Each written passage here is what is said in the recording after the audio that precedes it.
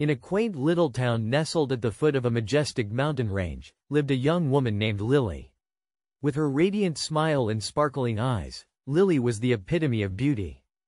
Her fair complexion and graceful demeanor made heads turn wherever she went. But little did the townsfolk know, behind that enchanting facade, Lily carried a burden that would challenge their perception of beauty itself.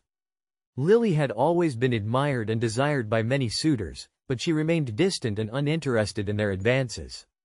The townspeople couldn't understand why someone so captivating would reject the affections of so many.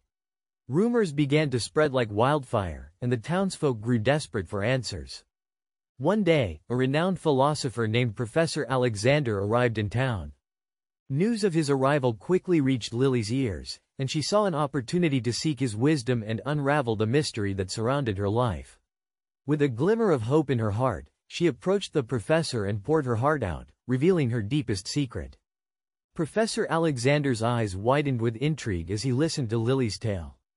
He had spent years pondering the connection between beauty and value, and here was a living embodiment of his musings. He agreed to help her, but only if she agreed to participate in a social experiment he had been planning for years.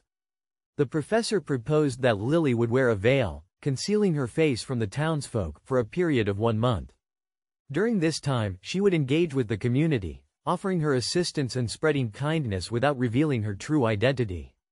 The professor believed that by removing the element of physical beauty, the townspeople would be forced to recognize her true worth. Lily agreed to the experiment, eager to discover if her value extended beyond her outward appearance.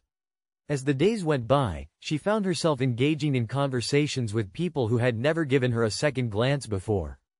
She helped the elderly with their errands, comforted the broken-hearted, and volunteered at the local orphanage. The veil became her shield, allowing her to be appreciated solely for her actions and character.